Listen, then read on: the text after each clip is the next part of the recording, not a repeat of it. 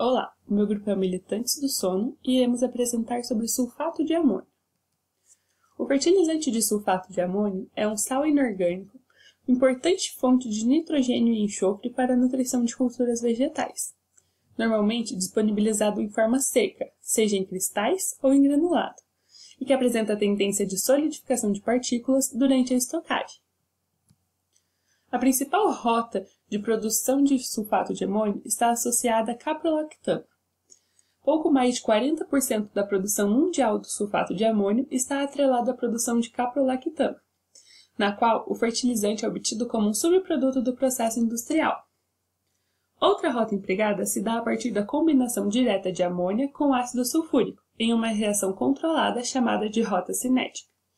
Porém, essa rota só se mostra viável economicamente em condições muito particulares, visto que a amônia e o ácido sulfúrico são matérias-primas consumidas em larga escala para outros fertilizantes intermediários, respectivamente para a ureia e o ácido fosfórico.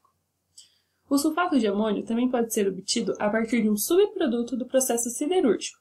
O gás liberado durante o processo de coqueificação nas baterias de coque, com recuperação de subprodutos, chamado gás de coqueria, contém quantidades relevantes de amônia que, após tratado de maneira adequada e em contato com uma solução de ácido sulfúrico, resulta na formação de sulfato de amônio. O ácido sulfúrico em questão também pode ser obtido a partir da recuperação do gás sulfídrico, também presente no gás de coqueria. Outras rotas de produção se dão a partir do gesso ou do reaproveitamento de subprodutos oriundos de processos metalúrgicos, de extração de cobre, níquel e cobalto, ou da produção de metacrilato de metila. O Brasil possui dois principais produtores, a Unigel, com capacidade instalada de 400 mil toneladas por ano, na qual a produção típica ocorre a partir do reaproveitamento de solução de sulfato de amônio, que é subproduto do processo de metilmetacrilato, e a Petrobras, com capacidade instalada de cerca de 303 mil toneladas por ano, que utiliza a rota sintética. A tabela a seguir apresenta os maiores fabricantes mundiais de fertilizantes.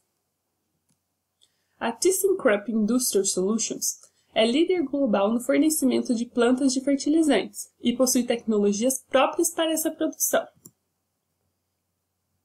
No que diz respeito à produção de sulfato de amônio granular, a tecnologia da ThyssenKrupp se destaca por possibilitar a fabricação do fertilizante na fórmula de grânulos, diretamente a partir da solução aquosa de sulfato de amônio, típico subproduto na indústria química, a partir da rota sintética. O fluxograma a seguir demonstra as principais operações unitárias de processo envolvidas. No início do processo, a solução de sulfato de amônio é colocada em contato com o ar aquecido, em um leito fluidizado do tipo horizontal. Nessa etapa, ocorre a secagem e formação dos grânulos a partir da solução. A corrente de ar com o material particulado que deixa o topo do leito segue para um conjunto de operações unitárias, no intuito de recuperar as partículas, retornando-as para o leito fluidizado, e condicionar os gases para a liberação na atmosfera, conforme a legislação ambiental.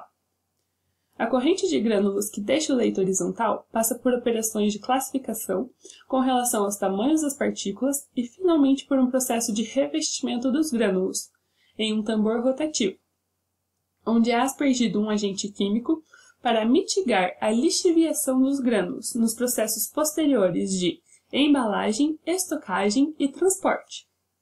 Após a etapa de revestimento no tambor rotativo, é obtido o sulfato de amônio em sua forma granular final, para futura comercialização como fertilizante. A operação no leito fluidizado é a principal etapa do processo, visto que nesse equipamento ocorre a conversão da solução de sulfato de amônio em grânulos com as propriedades controladas. O sulfato de amônio em grandes concentrações apresenta baixa toxicidade ao ser humano. No caso da inalação do material em suspensão, resulta em irritação do trato respiratório, com sintomas de dor e tosse. Quanto ao contato com a pele e olhos, acontece o aparecimento de irritação. Porém, ele apresenta efeitos nocivos se ingerido, causando desordem no trato gastrointestinal, desde náuseas e vômitos até gastrite hemorrágica e nefrite. A dose letal mediana para ratos com inserção em via oral é de 58 mg por quilograma. E o limite de exposição ocupacional para o sulfato de amônio é de 3 mg por metro cúbico. O sulfato de amônio é solúvel em água. Para corpos hídricos de classe 1 e 3, o teor máximo para sulfatos é de 250 mg por litro e o teor de nitrogênio amoniacal para as classes 2 e 3 é de 1 mg por litro. Porém, este produto é considerado biodegradável em água. Desta forma, não apresenta potencial de bioacumulação.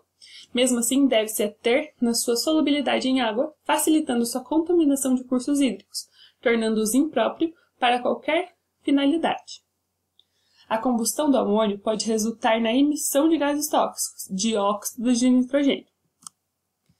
O principal acidente envolvendo o sulfato de amônio foi registrado em setembro de 1921 na Alemanha, mais especificamente na sede da empresa BASF. O incidente teria se iniciado em um silo de armazenamento de sulfato de amônio e nitrato de amônio, o qual tentava se desobstruir com explosões controladas. A quantidade da mistura envolvida na explosão foi de cerca de 4.500 toneladas. A fábrica iniciou a produção de sulfato de amônia em 1911, mas durante a Primeira Guerra Mundial, quando a Alemanha foi incapaz de obter o enxofre necessário para fabricar explosivos, começou a produzir nitrato de amônia também. Comparado com o sulfato de amônia, o nitrato de amônia é fortemente higroscópico. Por essa razão, essa mistura petrificava em forma de gesso no interior dos silos. Os trabalhadores da BASF inicialmente utilizavam picaretas para remover esse material.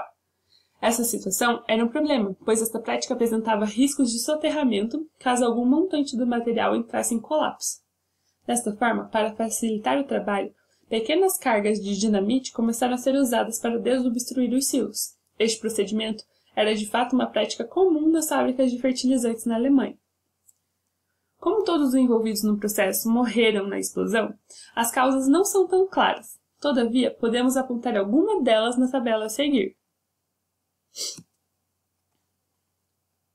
Segundo alguns relatos, na capital pôde-se ouvir os sons das explosões, sendo que a capital da Alemanha situa-se a aproximadamente 400 km de distância do local do acidente, sendo que deste processo resultou na formação de uma enorme cratera de cerca de 90 metros de largura, 120 de comprimento e 20 metros de profundidade. Deste acidente, 561 pessoas morreram, 1.952 ficaram feridas, além de cerca de 7.500 pessoas desabrigadas. Foram necessários 3 anos para que todos os danos pudessem ser reparados. A seguir, encontramos algumas figuras que ilustram esse acidente ocorrido na Alemanha. E é isso. Muito obrigada.